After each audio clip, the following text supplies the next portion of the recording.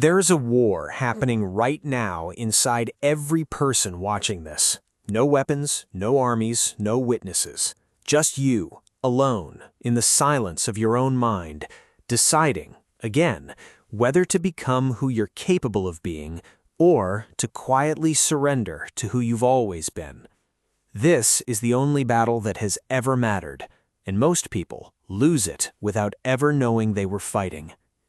We grow up believing our obstacles live outside of us, the boss who doesn't see our worth, the economy that won't cooperate, the people who left, the doors that closed, the timing that never seemed right. It's a comforting belief because it means the fault isn't ours, but comfort and truth rarely live in the same house. Every external struggle you've ever faced was met at the exact same moment by an internal one. A quieter, less visible fight happening in the space between your fear and your will. The traffic jam didn't defeat you. The doubt that crept in while you sat in it did. The rejection didn't break you. The story you told yourself about what that rejection meant, that's what nearly did. Ancient warriors understood this long before modern psychology gave it a name. The Stoic philosophers of Rome and Greece taught that a person could be enslaved by circumstance or freed by it, and the difference was never the circumstance itself, it was the internal response to it. Marcus Aurelius, a man who commanded armies and ruled an empire, wrote privately about the same struggle a person feels lying awake at 2 a.m., wondering if they are enough. Power didn't exempt him from the war within. Nothing does. Picture two versions of yourself standing in a quiet room. One version is exhausted, comfortable, and afraid of what change might cost. The other is hungry, aware, and terrified of what staying the same will cost instead. Neither one is louder than the other. Neither one wears a sign. And every single day, you choose which one gets to speak first. This is illustrative, not literal, but it captures something real. Psychologists describe this internal division as a conflict between the part of us seeking immediate relief and the part of us capable of delaying gratification for something greater. It's the same mechanism at work when a person chooses a scroll through their phone over a walk that would clear their mind, or chooses silence over a hard conversation that could heal a relationship. The battle isn't dramatic. It rarely announces itself. It simply asks quietly, over and over, which version of you is going to answer today? Most people don't lose this war in one catastrophic moment.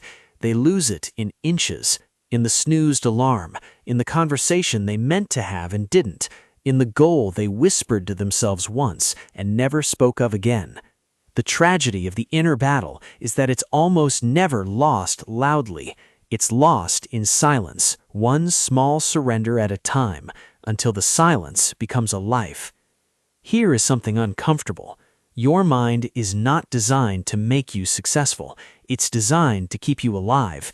For most of human history, safety meant staying with the group, avoiding risk, conserving energy, and never drawing attention. The brain that kept our ancestors breathing is the same brain we carry today, and it still treats change, exposure, and ambition as threats to be minimized. This is why growth feels like danger even when it's good for you. It's why a person can want a better life with their whole chest and still feel a wave of resistance the moment they sit down to build it. That resistance isn't weakness, it's biology doing exactly what it evolved to do. The person who wins the inner battle isn't the one who stops feeling resistance, it's the one who learns to act in spite of it. Consider an illustrative example. Two individuals, both wanting to write a book. One waits for the fear to disappear before starting. The other starts while the fear is still present, treating it as background noise rather than a stop sign. 1 year later, one has a manuscript. The other still has a feeling. The difference was never talent, it was the willingness to move while afraid. There is a specific moment inside the inner battle where everything shifts, the moment a person stops asking, how do I get rid of this resistance, and starts asking, how do I act anyway? This reframing is small, but it's the hinge the entire war turns on. Discipline in this light isn't the absence of struggle, it's a decision made in the presence of struggle. The people history remembers as disciplined weren't immune to doubt, exhaustion, or fear. They simply refused to let those feelings cast the deciding vote. Athletes who train before sunrise aren't doing it because motivation showed up on schedule. Writers who finished their manuscripts aren't doing it because the resistance vanished. They built the capacity to act without waiting for permission from their own emotions. This is a skill, not a personality trait. It can be built the same way any strength is built, through repetition, through small honored commitments, through proving to yourself again and again that your word to yourself means something. Every time you do the harder thing when the easier thing was available, you're not just completing a task, you're casting a vote for the version of you that you actually want to become. There's a quiet danger in avoiding this internal war altogether, in numbing it, distracting from it, or pretending it isn't there. The war doesn't disappear when it's ignored, it simply moves underground, and it shows up later as regret. Regret is what happens when the internal war is lost by default, not by decision. It's the ache of realizing comfort was chosen so many times that it became a life sentence rather than a resting point. Psychologists who study end-of-life reflections have found a consistent pattern. People rarely regret the risks that didn't work out. They regret the risks they never took, the words never said, the potential never tested. Not because those things were guaranteed to succeed, but because avoiding the fight guaranteed they never would. This is the cost hiding behind every small surrender, not failure, absence, a life that never got fully lived because the inner war was never fought, just avoided. Winning this war doesn't look like a single triumphant moment. It looks like 1,000 unremarkable ones. It's the version of you that shows up on the ordinary Tuesday when no one is watching and nothing dramatic is at stake. It's choosing the slightly harder path when the easier one would have gone unnoticed. 3 shifts make this possible, and none of them require perfection. The first is awareness. You cannot win a war you don't know you're fighting. The moment you recognize resistance as a normal, expected part of growth, not a signal to stop, you take away its power to control you. The second is action before readiness. Waiting to feel ready is often just another form of surrender dressed up as patience. The people who move forward are rarely the most prepared. They're the most willing to begin imperfectly. The third is consistency over intensity. The inner war isn't won with occasional heroic effort.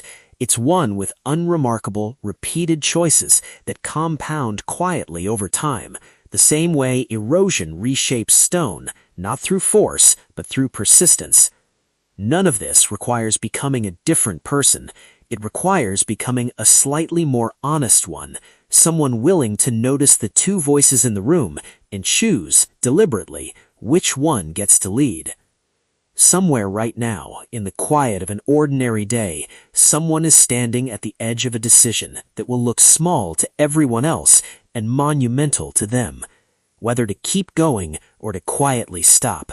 Whether to have the hard conversation or let the silence continue. Whether to become the version of themselves they've been avoiding or stay comfortable in the version they've outgrown. That person might be you.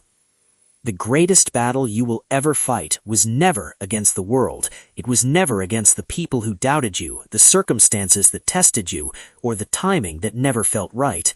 It was always the quieter war between who you are and who you're capable of becoming, fought in private, decided in small moments, won not through force, but through the willingness to keep choosing growth long after it stopped feeling exciting.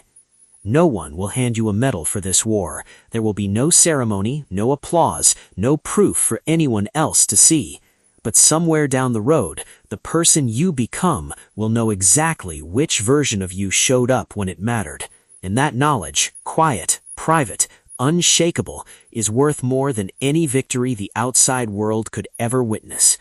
The war is already happening. It has been happening every day of your life. The only question left is which side of yourself you're going to answer to, starting now. If this documentary challenged the way you think, subscribe for more timeless insights on discipline, success, and personal growth. Your next breakthrough may begin with the next video.